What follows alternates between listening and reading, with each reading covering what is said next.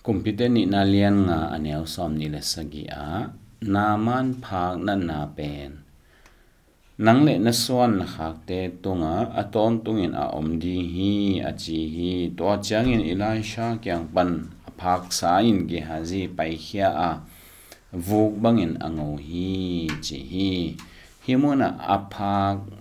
natna honggen chile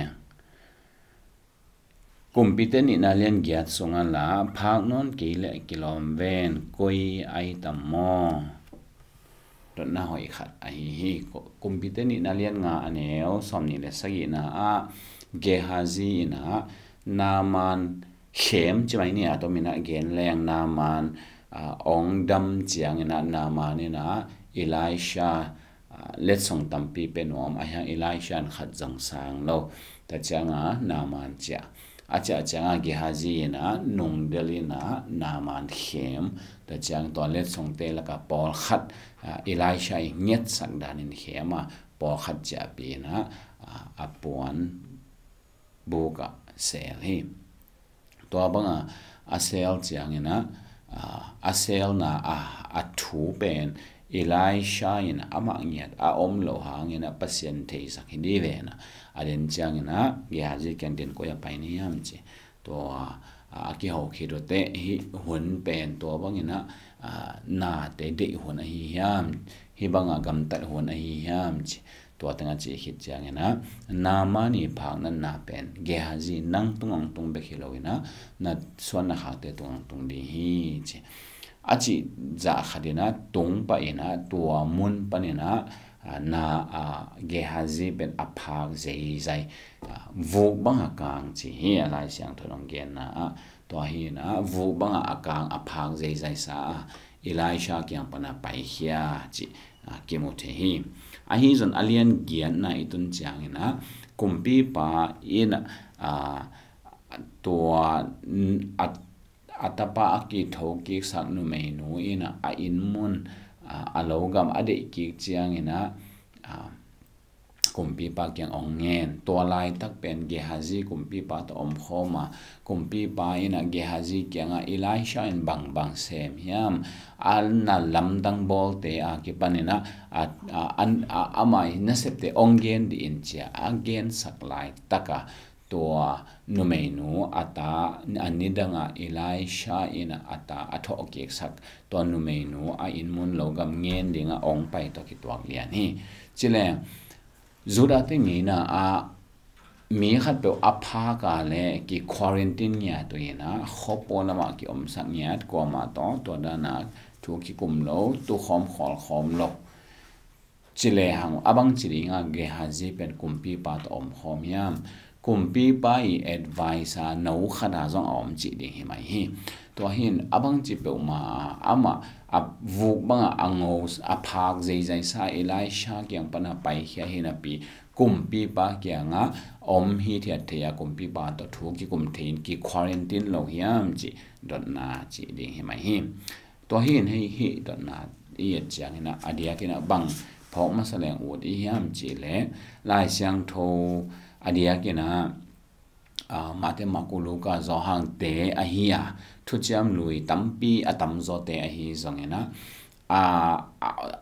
ahuna to khit chang to chidana aban bana ongen hilian khonlowa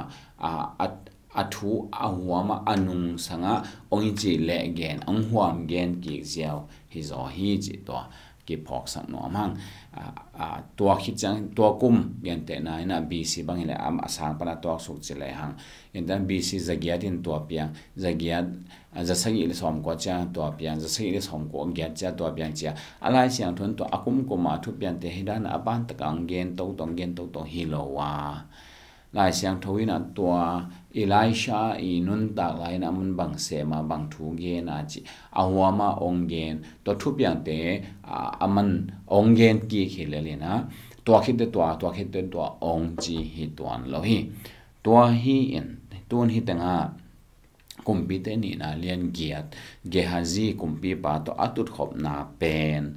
Gahazi ina naman hema let song te bo khat alak sak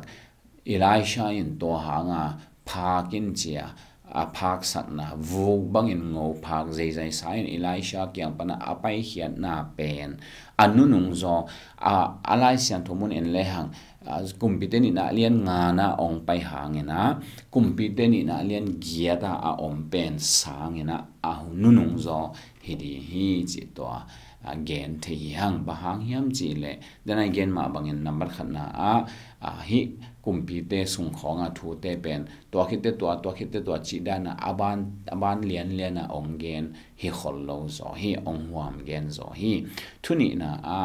Gahazi pen phak lai hi le kumpi pa to om khom tu khom thei lo de hi thuthum na por khate na to ki ka kum sei khong ki halena to sung pasianin Gahazi dam sa hi chi ayang to pen lai siang tho sunga om lo hi ta chiang ina to ki sai gen luan na song om lo kimulo hi to hi na Gahazi pen pasianin dam sak chilo lai siang chilo lim hi manina Elisha again bangin aphak sa to pana achian be hilo ama be hilo a khanga phak din chimok a hi manina to aphak hi pa dinga dam ki hi chilo a hi manina to alian gian na kumpi pa to aki ho gun pen to aphak ma hi dinga kumpi te ni na lai gel penin bel to aphak hit aphak na thu pen aphak ma thu sang ongen masazo sei so ve mo thu piang pi ni ongen alian gian na thu piang pi khat alian nga na thu piang pi khat ayang to alian nga na ong piak pen anunung pen Gahazi adinga anunung pen ong hi thu alian gian na thu piang pen a hi le Gahazi adinga to Elisha in na se por khat again ki na mon khat hi le hi to hi manin alian giata thu piang pen alian nga thu piang sangina piang masa zo hi chi ding hi ma hi to lo adang ichi thei ding om lo then again ma ban Gahazi dam ki chi la chang thong gen lo adam ki bang hi le Elisha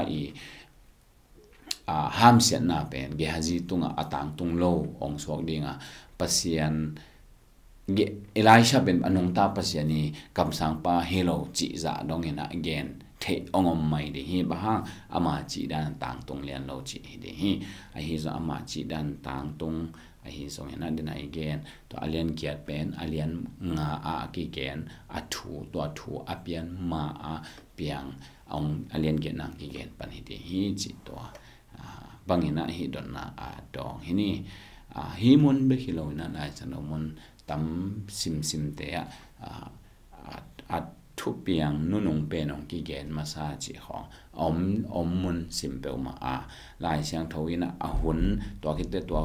to chi dan azui sangina gen tan to pa jesu bang hele analam dang bol teng ong gen jiao hi to khite to chi ong gen sangin bang nalam dang teng bol hiam cha ong gen to hi le hi manin hun to danina to khite to chi dana i pai sak lo zok ding ki hial lo za deu ding ma to nan pai sak set lang ki to kal ke de khial na jong tam dia hi manina hun thu pi sak masalo ina thu pian ni